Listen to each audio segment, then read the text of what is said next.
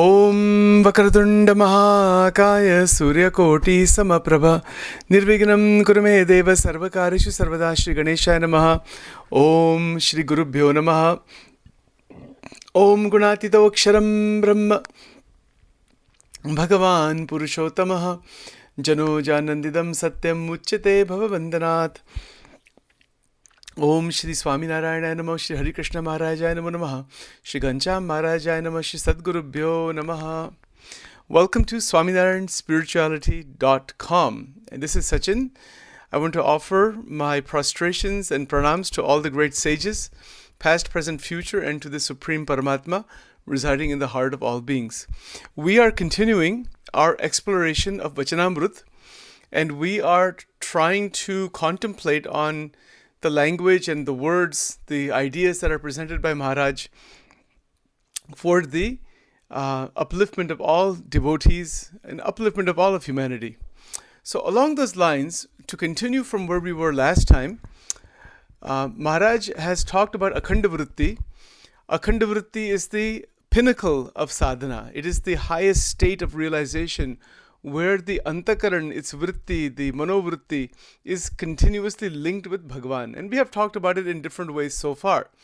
This subject comes up again in many places in Vachanamrut, and we will cover that as time goes on. But the fact is that it is the greatest sadhana. It is also the greatest attainment. Then, to continue from last time, Maharaj is talking about what happens to the devotee. What is the state of realization when Akhanda Vritti is actually present? So when it is actually present, the revelation of the Adhyatmic Tattvas of Jeev, Ishwar, Maya and Brahm, they get revealed. Maharaj has said that Jeev, Ishwar, Maya and Brahm, Emna Swarupne jo Jovane Ichhe to Tatkal Dekhe. So what that means is that the realization of each of these occurs instantaneously, immediately. It happens without delay. It happens without the factor of time, and that is a very high stage of realization that these things can actually reveal themselves. And we talked about, to some extent, what are the Ishwaras last time. Today I want to cover. Today I'd like to open the discussion a bit today on what is Maya.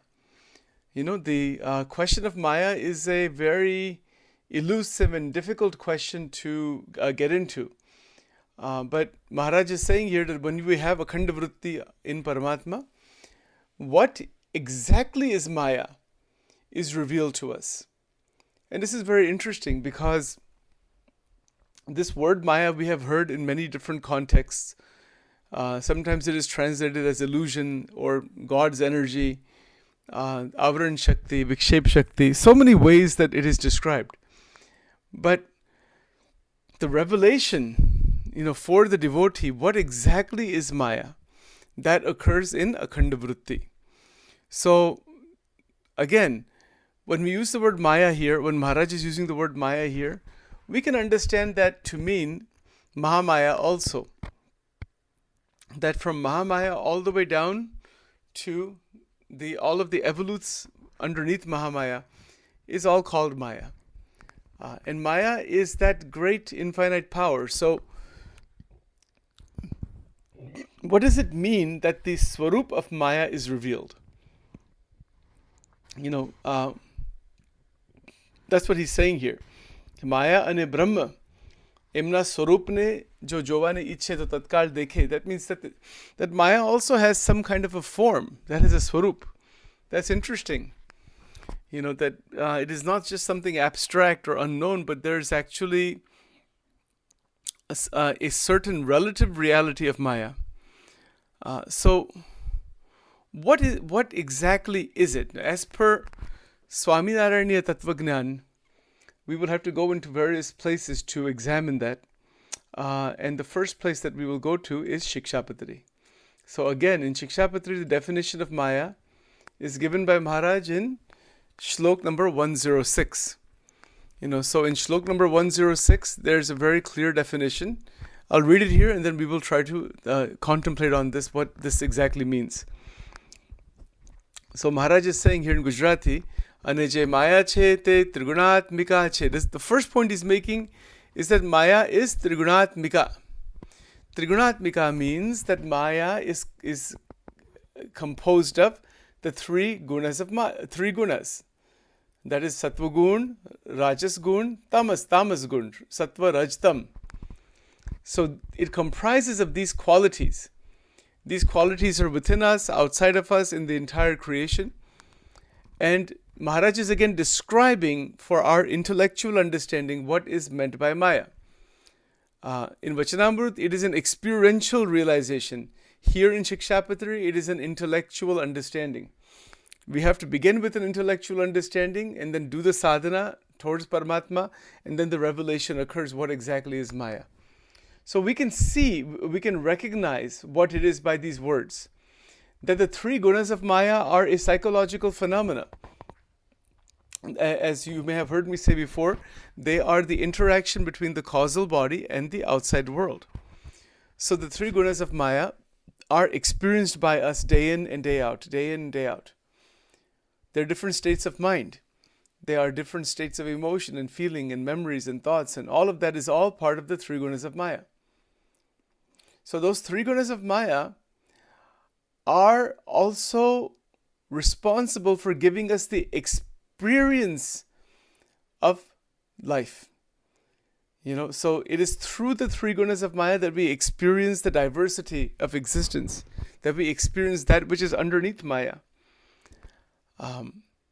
Now, if we go further the next point that is made by Maharaj here, after saying that it is Trigunatmika, the next point he says it is Andhakar Roop. Andhakar Roop means it is darkness. It is a blockage. It's Andhakar Roop means that it has the form of darkness. Meaning it should be understood this way, that it is not the light of God. It is a blockage of that divinity. It's kind of interesting, but it's not a physical substance or something like that as such, but it is a blockage. It is darkness. Andhakar means darkness, and we know what is darkness from our experience. We know what is darkness, and we know what is light, the sunlight. These are the two things we know: the sunlight and the actual darkness at nighttime.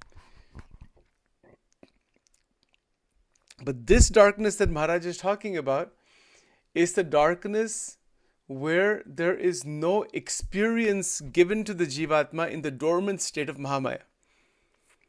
So within the dormant state of Mahamaya, there's no experience given to any Jivatma.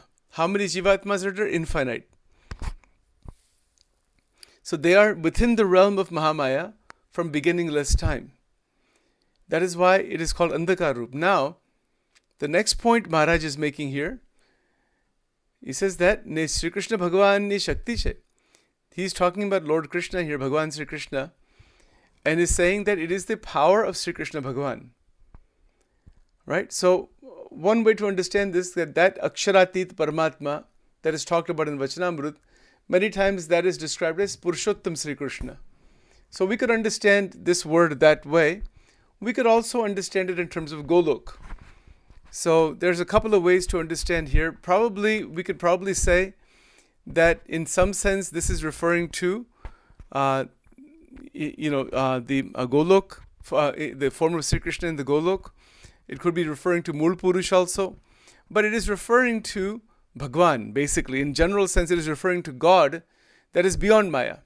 So this should be very clear that what is beyond Maya is Bhagwan. Bhagwan Purushottam, Parabrahma, Paramatma, Aksharatit, beyond Akshara Brahma also, as per Vachanamrut. That supreme Paramatma is one without a second, non-dual, Advitiya. There is no equal to that in the Vishishtadvait, Brahma Vishishtadvait Tattvagnan. So here Maharaj is saying that Paramatma, by the name of Sri Krishna, that supreme Lord, that supreme being, has a certain power. And that power of that being, that power is the Shakti. It's the infinite power, Bhagwan ni Shakti, meaning Bhagwan ki Shakti in Hindi. And that power is Andhakar Roop and Trigunatmika. Now, so there's 3 points made so far in describing and in defining what is Maya. That Maya, in its expressed state, in its Utpatti Sarga, underneath Mahatattva, it comes to Sattvagun, Rajogun, Tamogun, that is experienced. Our Adhyatmic destination is beyond Maya. The whole point is to get out of the clutches of Maya, and one is a mukta. That's the whole idea. But we need to understand what it is. Now, again, somebody might raise lots of questions here. Well, if this is God's power, Bhagwan ki Shakti, why in the world does all of this creation even exist? It should just remove it all and just kind of absorb it all within. Can God do that? Yes, of course. That is also described in Vachanamrut as nitya kartum shakti. But the reason that Bhagwan doesn't do that, there's some reason behind it, because the Jivatma should want moksha by himself or by itself. The Jivatma is engulfed in Mahamaya from beginningless time. So Bhagwan didn't create the Jivatma. It's not like a spark has come out of the body of the Paramatma and has been created from Paramatma, or Paramatma in the form of that spark is the Jivatma and has been engulfed itself in Maya in ignorance. That theory is there in some places, in some other approaches in Vedanta, but that is not Maharaj's perspective. He says that is not the case. There are some verses in the Gita that talk about something like that. But it depends on interpretation and understanding. But the Maharaj has clarified it in a very clear way that the Jivatma are infinite in number. They are not created by God. They are anadi. They are as old as God. They're beginningless. So who we are Jivatma. We are beginningless. And that's a big thing to grasp in itself, that we are beginningless, not created by Paramatma, but dependent on Paramatma. We are not independent. We are dependent on Paramatma within Mahamaya. We cannot exist independently of Mahamaya at any point. The only time we get out of Mahamaya is when we are liberated. And once we are liberated, then we are out of Mahamaya, and Mahamaya ends. And Mahamaya gets merged into the light of Akshara Brahma, that is called Gnan Pralay, Atyantik Pralay. That is possible for us here. The Gnan Pralay is possible for us here. Gnan Pralay is where the influence of the three gunas of Maya, the darkness of Mahamaya, and the Shakti that is Mahamaya is not affecting us in any way. We're within its realm, but it is not affecting us. It's not binding us anymore. So the binding aspect is gone then, when a person is a liberated being, even with the body. So the Jivatma is beginningless. What is it made out of? Satchidanand. It is Satchit Anand. It is the same substance as Paramatma. The substance that is the Jivatma, Atma Tattva, the substance that is the Akshara Mukta, the substance that is Mool Akshar, or the Dham, Akshara Brahma, and the substance that is Parabrahma, the substance is not different. But the intensity of the light of each entity, each being is different. That is also discussed in Vachanamrut. I don't think that is discussed in any other scripture that I've ever read. So, the Jivatma is engulfed in the power of Maya. And this engulfment is seen in Akhanda Vritti. When one approaches Akhanda Vritti, the shackles of Maya begin to fall away, and one can see what is Maya. Oh, that this is Maya and this is Atma. This was illusion, this was wrong understanding, this was binding, etc. Distractions, disturbances. One sees it all.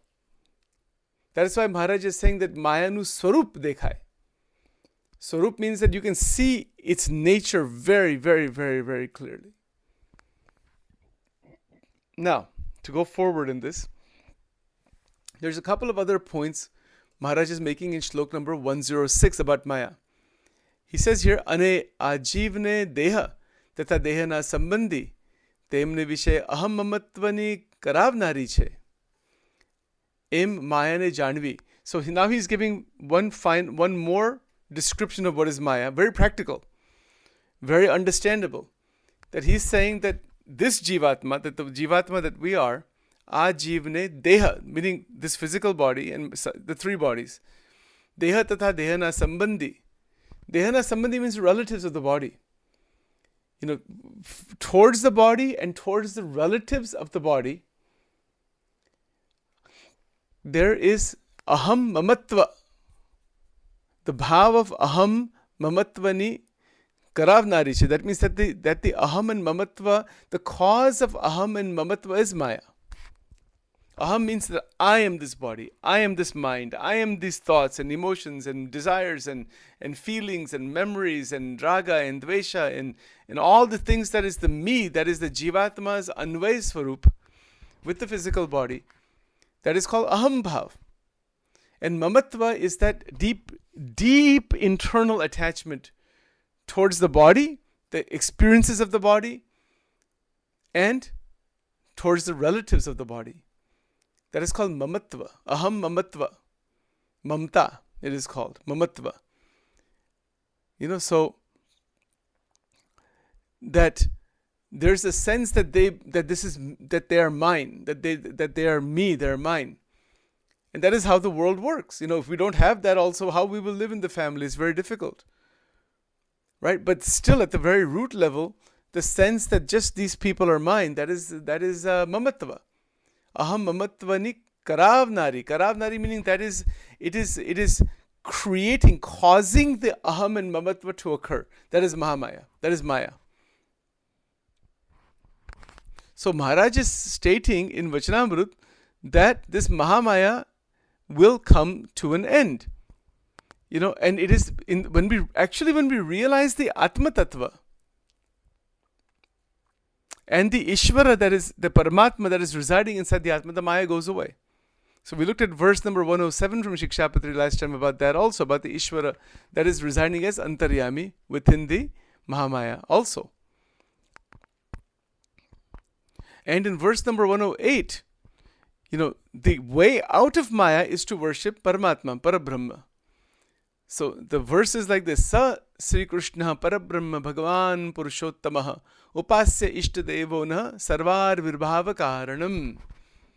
So he's saying here that the worship, who is worthy of worship? The Ishtadevata, Bhagavan Sri Krishna. To worship Bhagavan Purushottam, Parabrahma Paramatma, Sri Krishna Bhagavan. When we do upasana of Parabrahma Paramatma, this is verse number 108 in Shikshapatri. What is it that happens when we do that? That the Swarup of Maya becomes revealed and we are removed from the clutches of Maya. So in Vachanamrut, when Maharaj is saying that when there is akhanda vritti towards the murti of Parabrahma Paramatma, Bhagavan, Jeev is revealed. Infinite Jivas is revealed. Who we are is revealed. Ishvara Tattva is revealed. Here the word Ishvara is referring to the governors of the universes, as we mentioned last time. Maya and the Swarup of Maya is revealed, as per Shikshapatri. That we are awakened out of that darkness. My God. Then we begin to live in Ananda, which is our own form. So the Jivatma, the Jeev, it recognizes itself as Shiv. It is a transition from Jeev to Shiv. From the Jeev state to the Atmic state. And when that transition occurs, as we have been talking in our daily satsang, which is a big subject obviously, when that transition occurs, we are experiencing stability, harmony, freedom, and ananda. And we also recognize what is Maya. So when you recognize Maya, Maya is recognized as a disturbance, as a distraction in the connection, in the upasana of Paramatma. And that actually brings us to the second question. So we have just been covering just the first question here so far. But before we get to the second question, which is all about Maya, I do want to mention this last line here. In this second paragraph of the first question, Maharaj is talking about again akhand vritti in this line. He says, "Mate Bhagwan na સ્વરૂપમાં અખંડ વૃત્તિ રાખવી, તેથી કોઈ સાધન, તેથી કોઈ કઠણ સાધન પણ નથી અને તેથી કોઈ મોટી પ્રાપ્તિ પણ નથી." That means that he's again emphasizing that to keep the mind attached, to keep the manovritti engulfed in Bhagwan again and again, in different ways, that is the greatest sadhana. That is the most difficult sadhana, and there is no greater attainment than that. In that attainment, everything is there, as we have been proceeding here. So now this sets the background. This sets the goal, the destination for the entire teaching in Vachanamrut, which is the essence of all the scriptures. Everything is present here.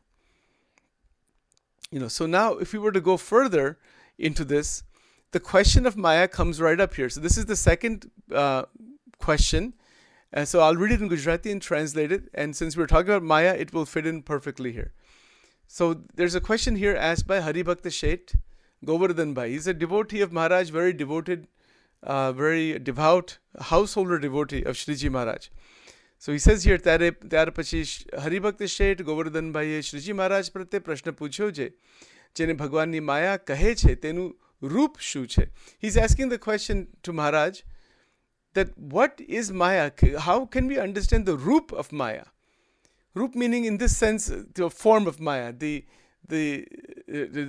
we can see it clearly, that we can understand it clearly. How can we detect it even? All of that is implied in this question. Then Maharaj answered the question in one line, and he says it this way. પછી શ્રીજી મહારાજ બોલે છે, ભગવાનનો ભક્ત હોય તેને ભગવાનની મૂર્તિનું ધ્યાન કરતા જે પદાર્થને આડું આવીને આવરણ કરે તેને માયા કહીએ. So what he's saying here, he's talking about dhyan and meditation. So when we are meditating on Bhagwan, Paramatma, when we are meditating on the murti of Bhagwan, Bhagwanni murti nu dhyan, that means if we translate it, it is the meditation on God in the form through the murti, the 8 forms of murti, and the 9th is the enlightened saint. So Bhagwanni murti nu dhyan karta means as we're performing dhyan, doing meditation, trying to connect with Bhagwan, through bhakti and all. There are so many distractions, so many thoughts, so many images, things that come up inside the mind. Everything that comes up inside the mind, while meditating on the Sakar Paramatma, that is Maya.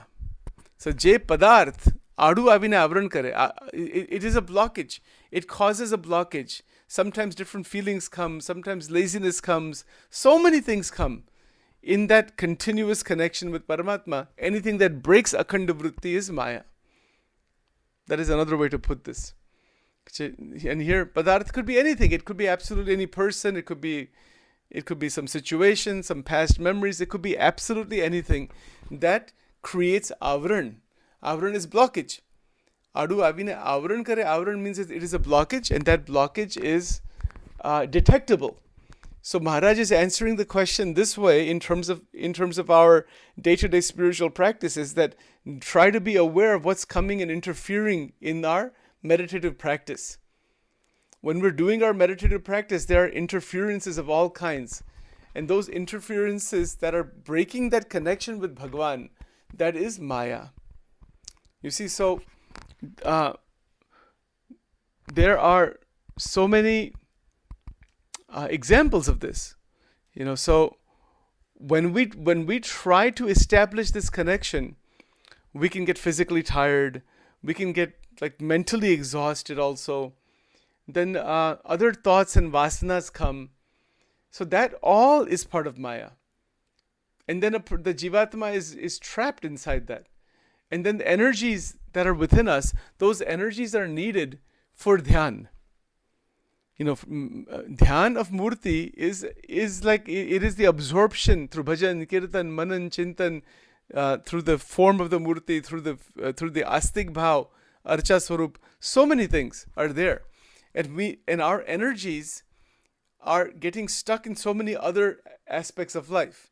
So to unclutch from there is the key, and then to reconnect again and again with Paramatma, approaching Akhanda Vritti. It's a very, very relevant question. And in this detection, we also find that there are so many worries and tensions that we carry on. Those things all fall away. Once we recognize what is Maya, it doesn't impact us. It doesn't touch us anymore. So the point is that this Maya is the power of Paramatma. Maya is not something that exists independently of Paramatma. It is dependent on Paramatma. That is why in Shikshapatari Shlok 1008, Maharaj is saying, Sa Sri Krishna Parabrahma. Why is he saying that? Sa Sri Krishna Param Brahma. Param Brahma. Bhagavan Purushottamaha. That there is the one supreme entity, that is Paramatma, Bhagavan. And that is worthy of worship. Upasya Ishtadevo Naha. We talked about the importance of Ishtadevata.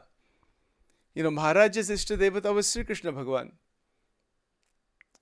So that is why he's writing it this way. Who is Maharaj? Is he a devotee? Is he an incarnation? Or who is he exactly? All those things we'll talk about later on when we get to that point. We won't worry about that right now.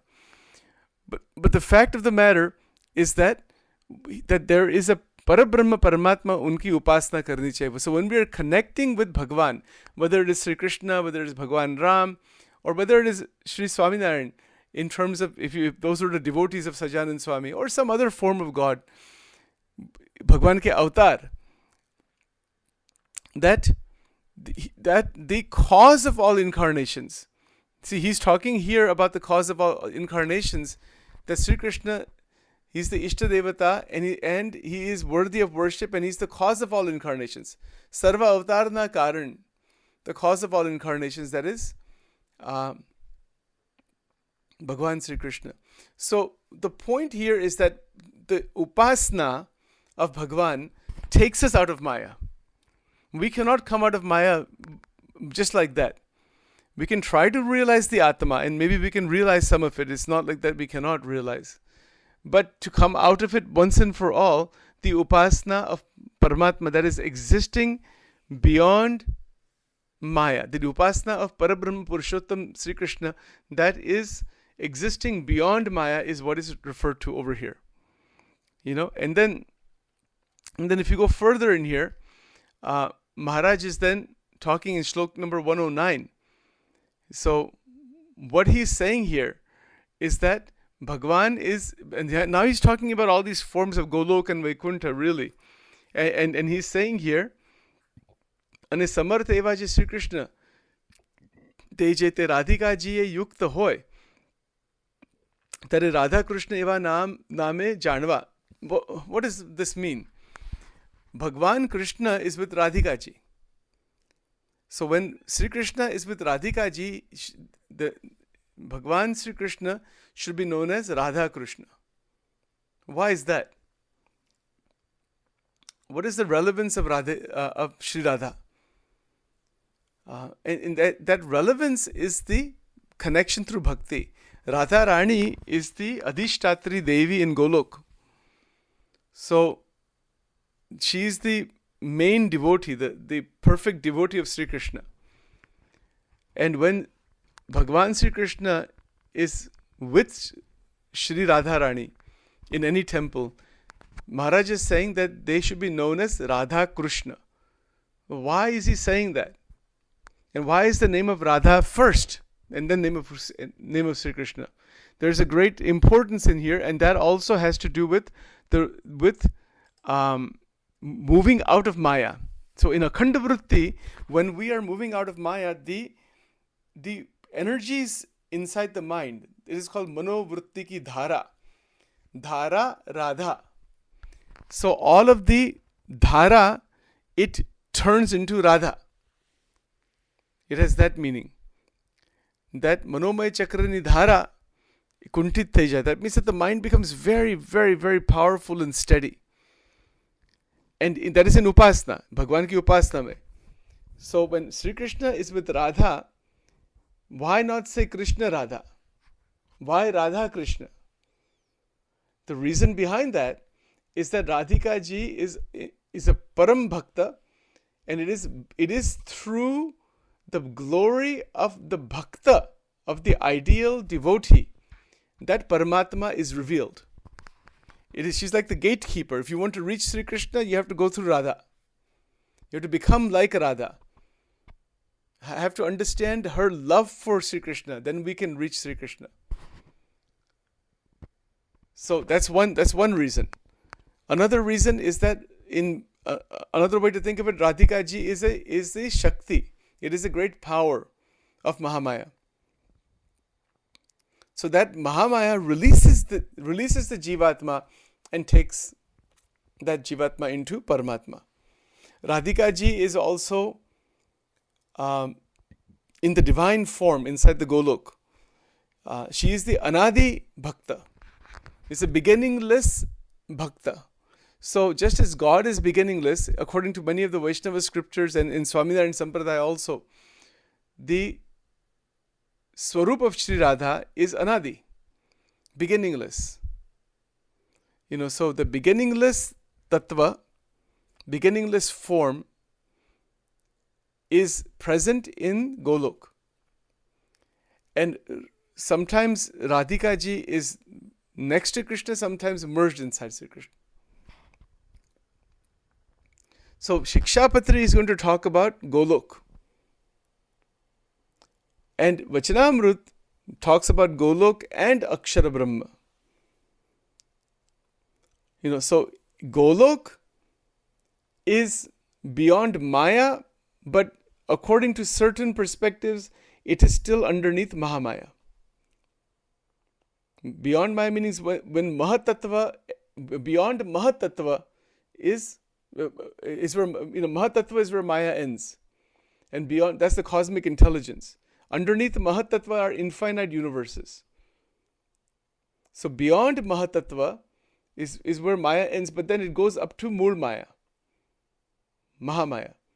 So some interpreters have said that Mahamaya is Shri Radhika ji or Shri Lakshmi ji. Others have said no, that Mahamaya is actually the Mool Maya, and underneath the Mahamaya, as an expansion, as a further evolute, is Golok, and from there you have Shri Radhika ji, Shri Lakshmi ji, etc. So those are some more esoteric subjects about where these dhams are, where all of these locations are. But as far as Akhanda Vritti goes, when we are in connection with Paramatma, this is revealed. That what is the Ishwaras are revealed, and Radha and Krishna are revealed. So that is Golok. So in the revelation of Golok, what is Golok? Where is Golok? How it is revealed? This is written in Vedaras by Sajanand Swami. He's written it, 12 pages of exposition are there on Golok. So this is not some imaginary location or something like that. It is a realization. Beyond Agnya Chakra, but under Sahasrara Chakra. That is where Golok is. It right in the middle.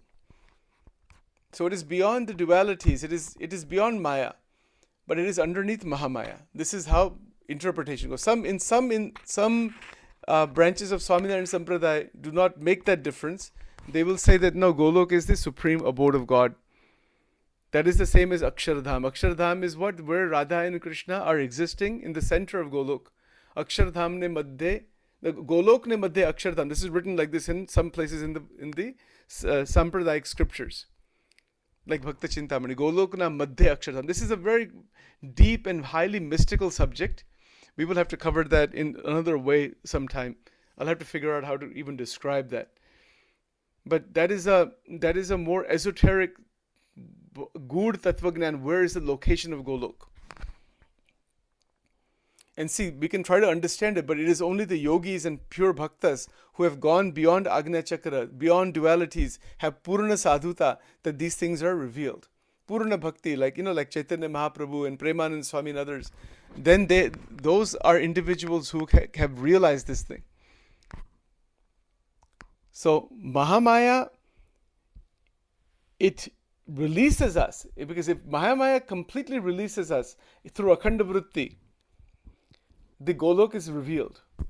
You could just be sitting just where you are, and you remember Bhagavan, and you have a sankalpa or just some feeling inside that you want to see the Golok, or by the grace of God, He will reveal what is Golok. Now, the way this is described, if you wind up in Golok or Shvetadvip or any of those other places outside, the material world, if you stay there even for 1 second, it will be like hundreds and hundreds of years here are passed. Even though only 1 second is passed here, over there's no time, or time has slowed down to such a level where it's almost non-existent. So it does exist to some extent in Golok, Vaikuntha, etc., as per Gopalan Swami's teachings. But if you wind up there in a certain samadhi state by the grace of God, just for 1 second of our time, it will feel like you were there for hundreds and hundreds and hundreds of years.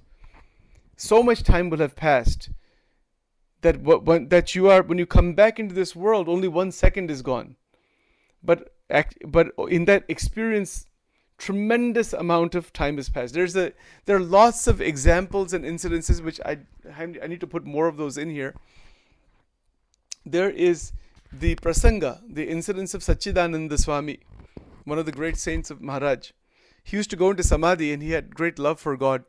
So when he went into samadhi, at one point he in the samadhi left the body and went outside the Brahmandas and into the Virja river, Virja Nadi it's called, and that is what surrounds the Golok Dham.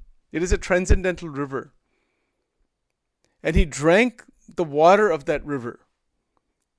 So when he came back into the body, for 6 months he had extreme difficulty drinking the water of this world, even the most pure water, because that water is divine water. So when you have tasted the divinity, this world and its experiences are so degraded that living in this world becomes difficult for the Paramahansas. But they live here. They eat certain amount of food and whatever they do, because they're tasting that super divinity that we cannot even imagine. So that is an incident of Sachidananda Swami. There's a lot of, during Maharaj's time, there were a lot of people who used to go into samadhi, and they would see all these things. Maharaj used to put people in samadhi also. So that is called Krupa Samadhi. So some of them were Siddhas, they had Akhanda Vritti. So they had this Nirvikalpa Samadhi. Some of them were like, just so much pure Jnana is erupting, that is Jnana Samadhi. But for where we are, from our point of view, if once we even approach Akhanda Vritti, all our life is completely balanced, steady. There's no more disturbance left. No more problems of the 3 gunas of Maya. The darkness is gone. The darkness that is talked about inside, which in this Shikshapatri, as that is one of the aspects of Maya. That is gone. The aham vritti towards the body and the relations, that is gone. The fear of living in this world is gone. Most people, because the fear comes from the sense that I am this body. What's going to happen to me? But when that fear is obliterated by upasana, upasya ishtadevonaha sarvar virbhava karanam, Sri Krishna Parabrahma, Bhagwan ki upasana, kisi whichever form, Bhagwan Shankar, Bhagwan Krishna, Bhagwan Narayan, Bhagwan Purushottam Bhagwan, whoever use with the bhavana that is Paramatma, because Paramatma to ek hi hai. It's not two different things. Bhagwan to ek hi hai. So when we worship Parabrahma Paramatma, upasana, uski upasana karte hai, then this life becomes very, very beautiful. And we live in this world, with food, water, clothing, shelter, the things we need are given, and things that we don't need are taken away.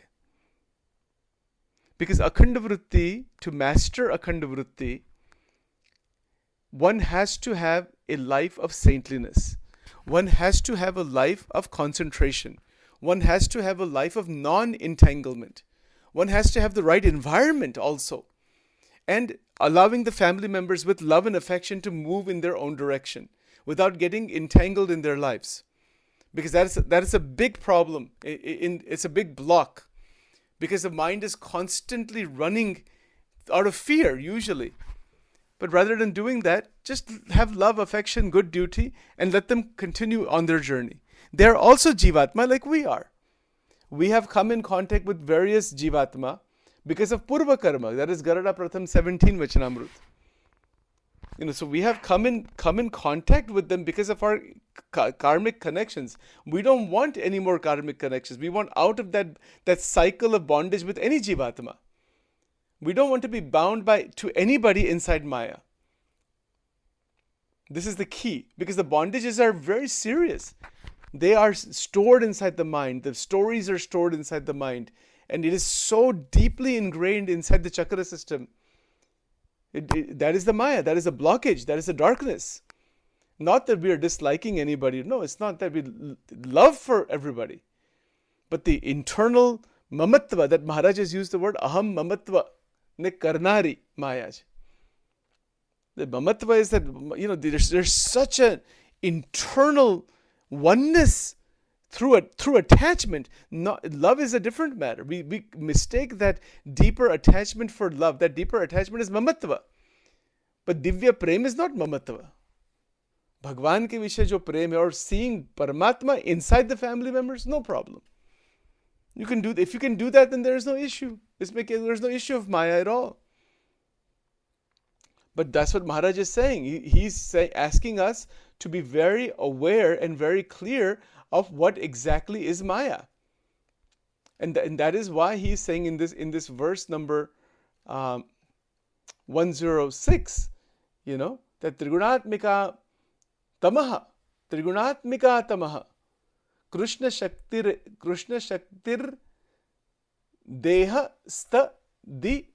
Dehastadi Ya Yoho. That means that it is a Krishna Bhagwan ki Shakti hai. And when we recognize that is a power, see that Shakti, we could interpret that is Shri Radharani. This is a Vaishnava way of understanding who is Radhika ji. Radhika ji, Shri Lakshmi ji, these are the Shaktis, these are the great powers of Paramatma. Mool Prakriti. From a Shaiva point of view, we will say the goddess Durga, the goddess Parvati, the Navdurga, etc. That's another way to put it. And there is that connection between Shri Radha ji, Shri Lakshmi ji, the Durga, and I won't go into all that here. We'll cover that in the daily satsang.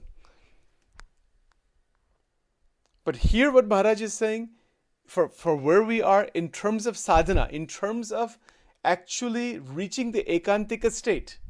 If we want to reach ekantika state, there's nothing like that. There's nothing beyond that also. In Swaminarayan Sampradaya, you will see there are many sadhus, tyagi sadhus. They take diksha in various organizations because they want to establish akhanda vritti. In various ways, different sanstha's are present today that are doing this. And other organizations also throughout the world that are not part of Swaminarayan Sampradaya are also trying to do that. So, there is no greater achievement or realization than ekantik dharma. Dharma, Jnana, Vairagya, Bhakti. And those four are part of akhanda vritti. So, when we recognize that we want to evolve into the divinity, when we recognize that this body is a bubble, when we recognize that all of these attachments and entanglements, this is all part of Maya, and that is a binding feature of Maya, and if we want out of Maya, then we recognize who we are the Atma Tattva, and the Lord is sitting inside the Atma Tattva. That was shlok number 107, 108 in Shikshapatri, is that Parabrahma Paramatma is worthy of upasana. Bhagwan ki upasana. Upasana means 4 criteria are there, 4 things to keep in mind. Bhagwan is with form, sakar, sarvopari meaning beyond all, that's what he's saying here, is the cause of all the incarnations, that is called sarvopari.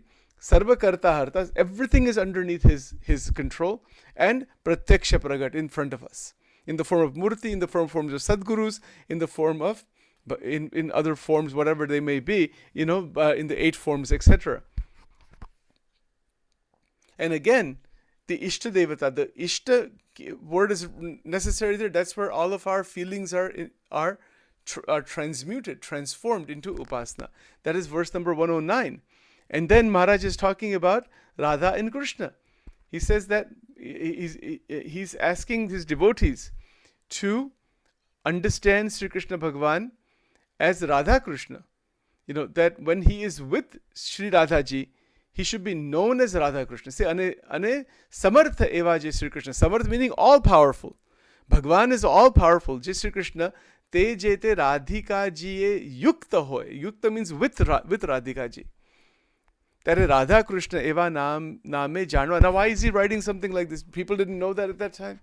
Of course they knew that. He's writing this because he's showing us what happens when we start to cross Mahamaya. That prema bhav of Radhika Ji is there.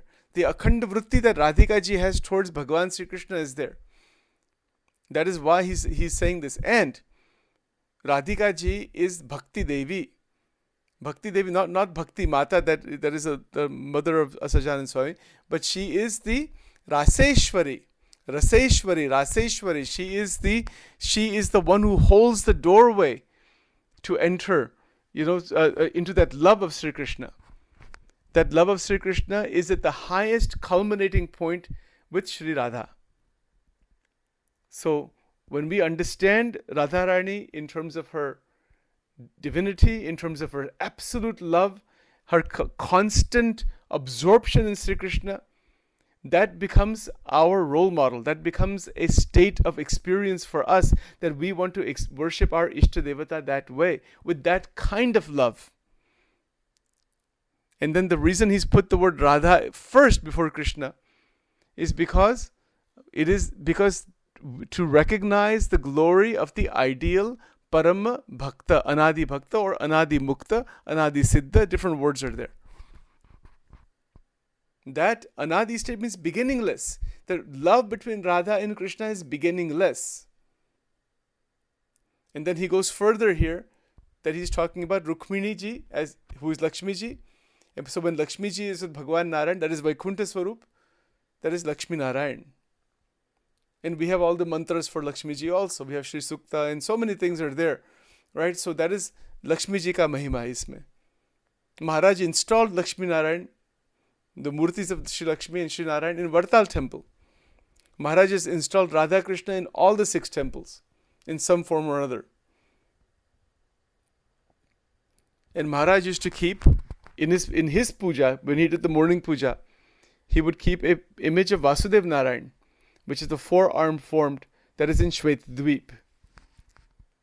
These are all forms of Bhagwan Krishna. Very, very important to keep in mind. And we will get to later on who is Maharaj, what the history is behind that, what does Vachanamrut say about that, what are some of the different perspectives on it from a tattva point of view. That's a little deeper understanding about the Panch Bhed and some other things that we will get into later on.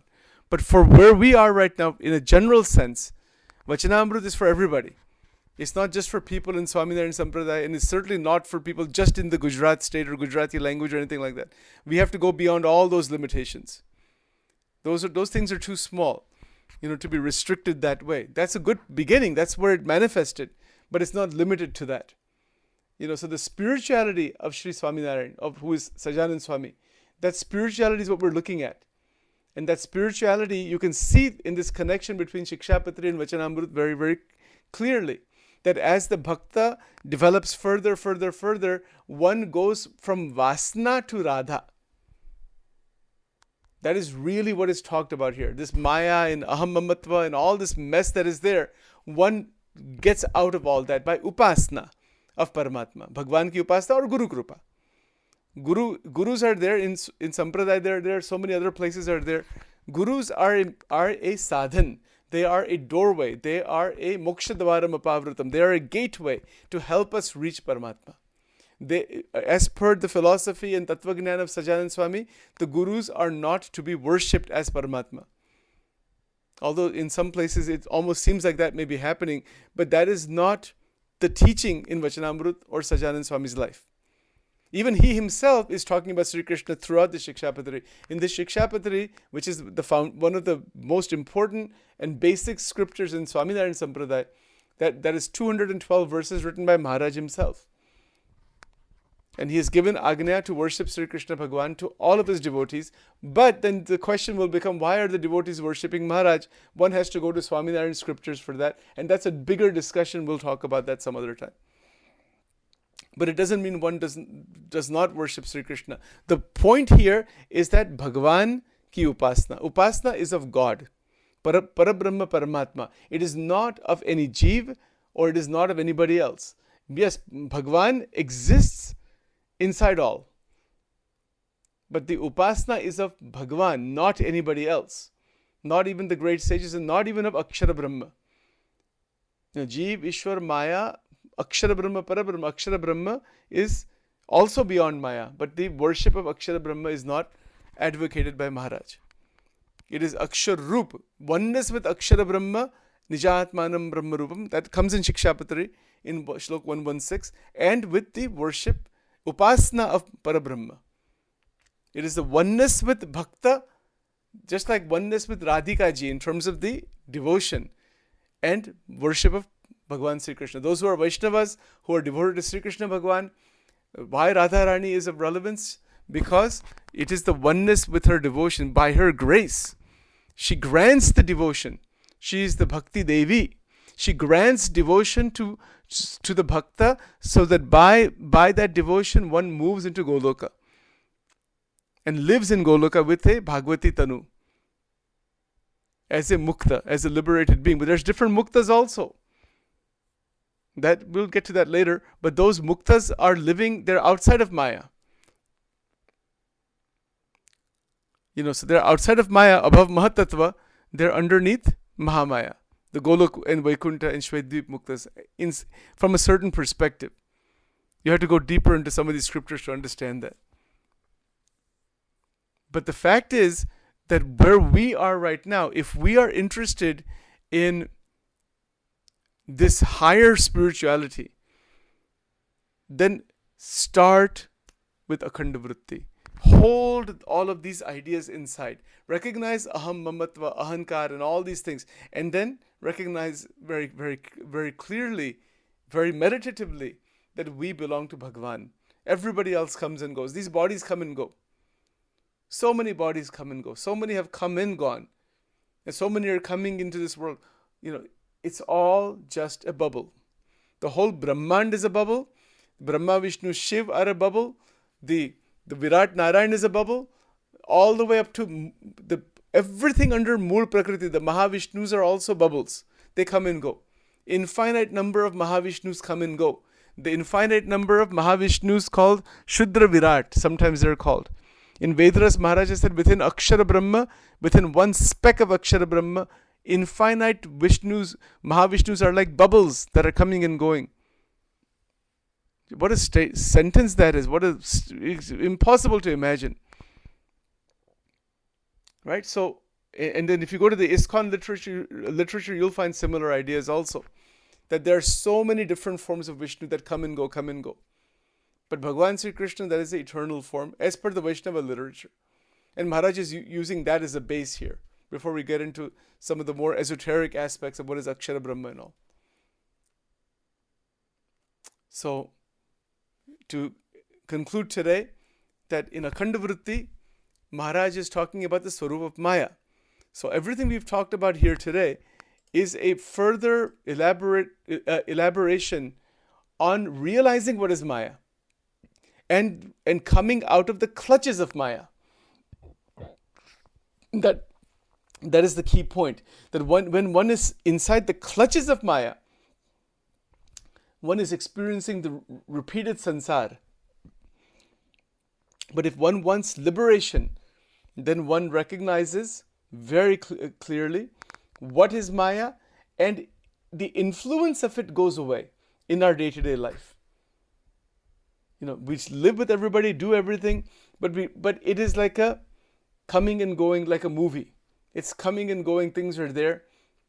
There is no engulfment with anybody. Not at all. We do our duty in the world as per the Bhagavad Gita, chapter 3. Maharaj has also mentioned that. And in doing so, there is an evolution of consciousness of the mind into Akhanda Vritti. Akhanda Vritti is the topmost thing. It's unbroken connection. Even if we approach that, the divinity begins to open up.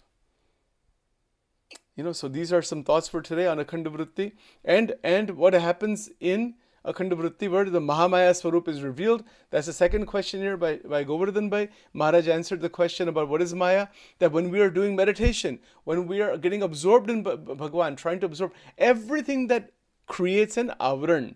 Avaran meaning a blockage, a obstruction. It obstructs the vision of God. It blocks the connection with Paramatma. It could be anything or anyone, any situation. That is Maya. That is a definition of Maya. The definition is very relevant, very practical, very applicable, and we can understand what is Maya ourselves once we sit for dhyan and we are doing our sadhanas. Everything that obstructs in that is Maya. So we'll stop here for today and continue next time further on this question and move forward into this Vachanamrut further.